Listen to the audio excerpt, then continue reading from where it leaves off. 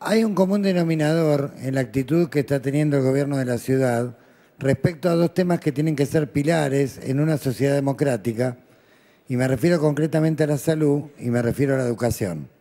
En los dos casos, el común denominador, además de la subejecución presupuestaria, es el incumplimiento de resoluciones judiciales. Concretamente, hay ahora una crisis hospitalaria importante a partir de recortes en los sistemas de guardias. Hay una cautelar, hay una orden judicial que no se acata, que se busca la manera para eludirla.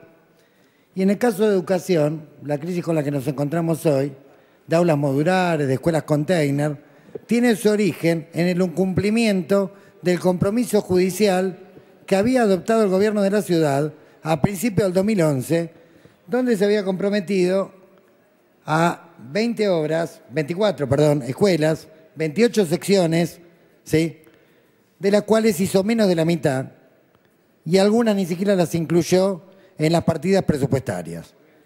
Esto sumado al hecho de que se fue reduciendo el presupuesto en términos absolutos, tanto en lo que respecta a infraestructura como en lo que respecta a construcción, como no voy a repetir lo que ya han dicho otros colegas que me precedieron en el uso de la palabra, pero es interesante ver que esa reducción que nosotros estamos viendo, la estamos viendo en términos absolutos y no estamos midiendo el impacto inflacionario.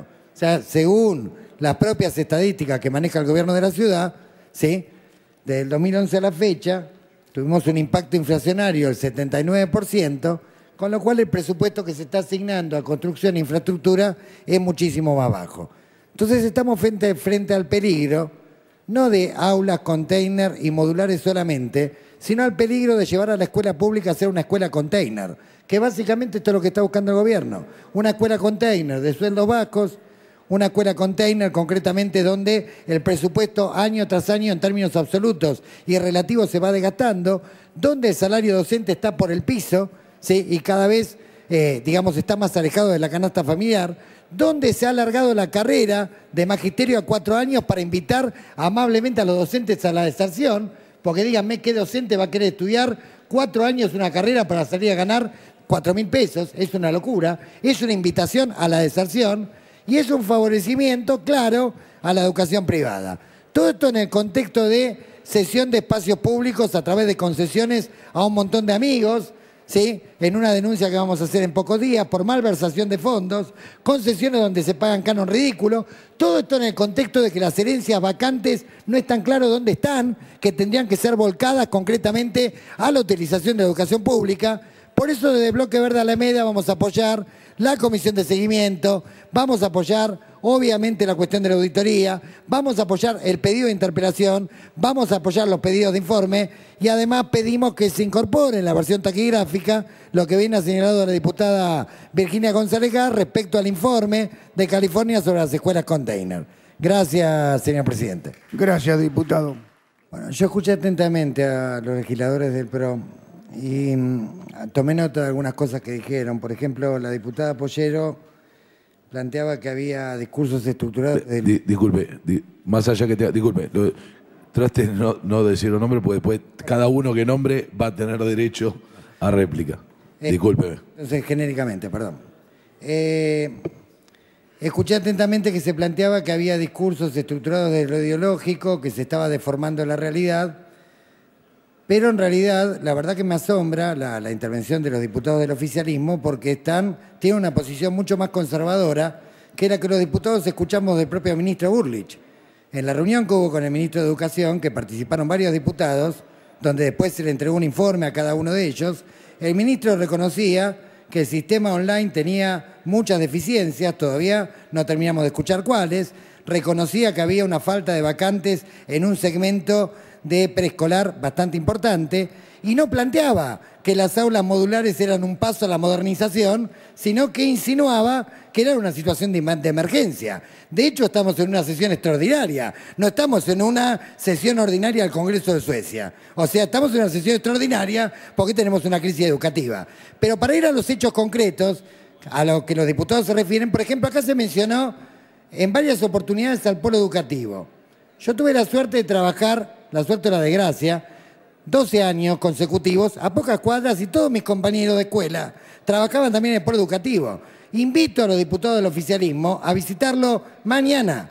¿Ustedes saben que el polo educativo estuvo colgado de la luz todo el año? ¿Ustedes saben que no tuvo gas todo el año y que se abastecía de vianda? ¿Ustedes saben que 2/3 partes del año estuvo usurpado una de las entradas del polo educativo? Digo, porque me parece en el planeta Tierra, de la realidad docente, las cuestiones son bastante diferentes. Ustedes saben que la auditoría, el último informe que hizo sobre jardines maternales, dice que el 68% de los jardines auditados no cuentan con las zonas de higiene y alimentación en espacios separados. El 40,91% de los casos, el personal auxiliar de limpieza resultó insuficiente para realizar adecuadamente las tareas de limpieza de la institución. El 27,27% de los casos se relevó la existencia de problemas de desagües pluviales y cloacales no resueltos, y en el 77,27% de la muestra de cantidad de elementos e insumos de limpieza provisto por la empresa proveedora resultaron escasos e inadecuados para desarrollar las tareas de limpieza de las instituciones. A ver, esto es un informe oficial, ¿ok? Son datos fácticos, concretos, no hay ninguna discusión de deformación de hechos por cuestiones ideológicas. Vamos al polo mañana si quieren, vamos con los medios. Le preguntamos a los docentes si es verdad lo que estoy diciendo o no. Lo conozco de memoria. Entonces, a ver, lo que queremos saber, ya que tienen la buena voluntad de que el ministro venga en el carácter que sea a explicarle a los legisladores en qué situación está el sistema online y en qué situación de higiene y seguridad está la cuestión de las aulas modulares, es que nos respondan por qué se redujo en términos absolutos y relativos el presupuesto. ¿Por qué el presupuesto se subejecutó año tras año? ¿Por qué no se lo actualizó de acuerdo concretamente a la inflación que el propio gobierno de la ciudad reconoce? Y de paso, si tienen la buena voluntad de que venga el ministro, en el caso de que no acepten una interpelación, pero tienen la buena voluntad, que venga el ministro a dialogar con nosotros, sería muy bueno también que venga el titular de la Agencia de Control Comunal y nos muestre la respectiva habilitación de todas y cada una de las aulas modulares y todos y cada uno de los containers. Y de paso también que nos expliquen si es verdad que los 41 containers significan una inversión de 26.650.000 pesos, lo cual significaría un promedio de 650.000 pesos por container, ¿sí? A ver, ¿y cuál es la diferencia que habría entre un container y un edificio? Entre construir una escuela y un container. La verdad que a mí me parece que hace falta una auditoría, hace falta que, es cierto que nadie tiene el monopolio sobre la escuela pública es de todos. Yo los estoy escuchando atentamente, les respondo cosas concretas. Lo único que reclamo son respuestas concretas, concretamente. ¿Está la habilitación de cada una de las aulas modulares? ¿Por qué un container y no la escuela? ¿Por qué no se cumplió con lo que se habían comprometido en la justicia cuando fue la demanda de ASIG?